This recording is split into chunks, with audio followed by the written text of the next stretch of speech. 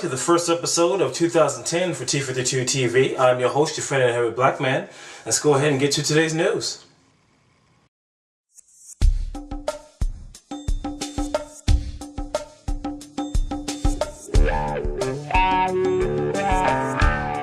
First of all, I'd like to say I had a lot of fun filming episode 8 and episode 9 of Stories of the Paranormal. Great cast, great crew. Had so much fun doing that. I'm going to be filming episode 8 pretty soon, The Weathersby House, and also going to be filming episode 11, 4. Casting for 4 right now, just need 2 more roles. Here's some information. If you guys want to, just need a male and a female, probably in their 30s, be a mom and dad for that. And so going to be getting to doing that on February 13th. I believe we're going to start filming on that. It's going to be a great short. I can't wait to do that one. Also in other news, Demon Vision. Nightmare Films' first film, Demon Vision, that starts shooting on February 21st. I'm definitely looking forward to doing that. Great cast, great crew. Cannot wait to act in that one. It's going to have so much fun. We just did a table read. That's going to be a lot of fun for that one. Also, what else we got in news? Also, Case on Film, Spare the Rod just signed a deal for independent distribution. For international distribution, I should say, not independent.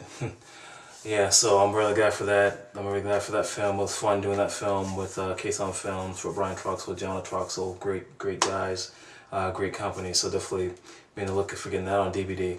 Also, God Module. Definitely come out to that show. March 26th, they're going to be here performing. If you've watched any of the Stories of the Paranormal, they do the main theme for that. They're the song that they pretty much in the main, and also throughout the series, you've heard some of their music. Great band. I'm definitely going to be there for that. So if you want to come on out, definitely come on out and listen to those guys. Those guys are freaking awesome live. So definitely come out for that. And that's it for today's news.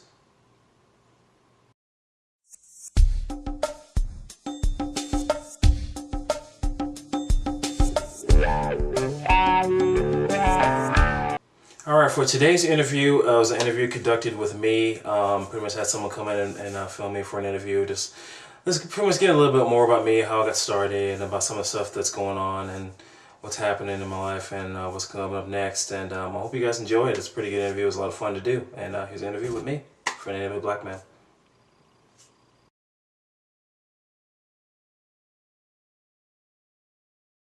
Hello, my name is Kelly D. Weaver, owner of T52 Films, writer and director of Reek, and writer of a couple episodes, and director of Stories of the Paranormal.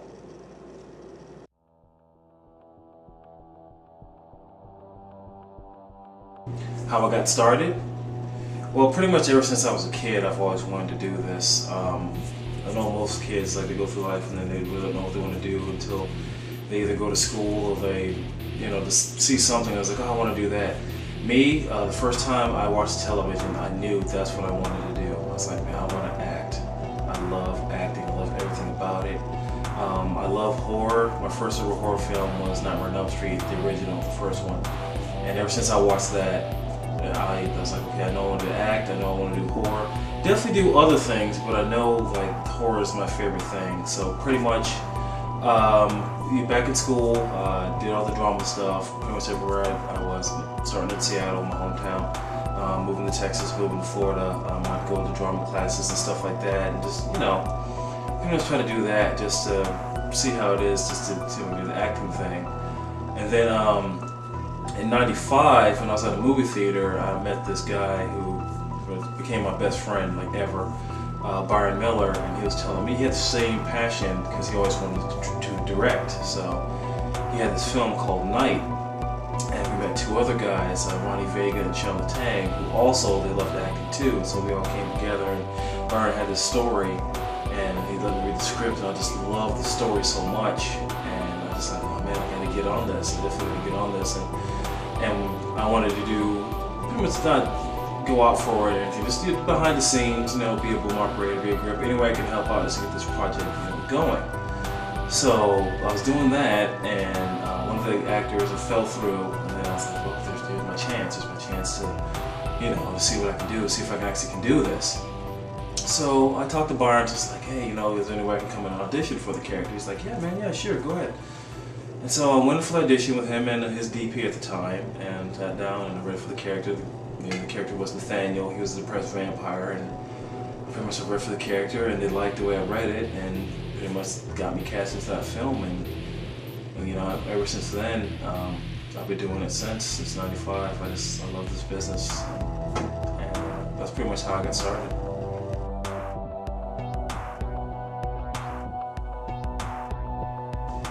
What all have I done? Like I was saying before, first film was Night. It was a lot of fun doing that. And then another film that Byron was doing was called Alone with Everyone Else. And funny, same thing happened with that. A character fell out, so I came in and read for them, and they liked it. And so it was totally different from Night because it was more of a drama. So it was kind of cool to go from being a depressed vampire to being a dramatic character. So that was a lot of fun doing that. Shortly after that, the two friends that worked with on Night, Ronnie Vega and Sean Latang, they formed their own company called Vision Films, and they did their film. It was called The Amber Project. I pretty much went with them, and same thing, I was just going to help out any way that I could. I went to the casting call and worked the camera, read with some actors. And there's one specific character, Mac North, that no one really came out for. A couple people came out for, but no one really came out for that character. And so then they looked at me, like, hey, you want to read for this character? I was like, yeah, go and read, just give it a shot. Read for it, they liked what they saw, and so pretty much then I got on that film, and that was a lot of fun playing a Desert Storm veteran. It was a little bit crazy, he was homeless, so it was a little off. So it was really fun getting to play around with that character. Then shortly after that, I was going to start my own film called The Bailey Case, and I got a call from a guy, Chris Adler. Really cool guy. I became friends with him. We're still friends to this day. And he wanted to come out and audition for the role, but he was busy doing another film, and he was wondering if I could come out to that film and we could talk about The Bailey Case. I was like, okay, that's great, it's great. And he knew this makeup artist, Wanda Gates, who's pretty good friends with her. So then I went out to there for that, and became one of the zombies. Did this little zombie walk thing, and then I guess the director liked the way I was doing my zombie thing, so then he picked me to kill one of the actors, or kill some people in it. So that was kind of cool, get some face time. So that was really cool. And then shortly after the Dead Walk, another film. The director's name is John LaPalm. He's from LA, and he was coming over here to film a short film called Last Remaining Light.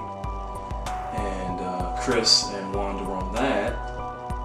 Another really good actor, Charles Swanson, he was on that too, so I knew all three of them. So there was a role that they needed as a detective, and they put in a good word for me, and I went out there and auditioned for John LaPalm. He liked what he saw, so then I got cast into that, and that was a lot of fun. I was another serious character, and so that was a lot of fun playing around with that character. And then after that, I did a film called Assassin's Blues. Extra role, but apparently they liked what they saw. I died pretty good in a shootout at a gas station, so that was a lot of fun. And then I cast another film with John LaPalm called Echoes. That was a lot of fun. Pretty much playing a detective again, recurring character. The story's different, so if you haven't seen Last Remaining Light, you know, it's fine. You can still watch Echoes because it's a different story. So that was a lot of fun doing that.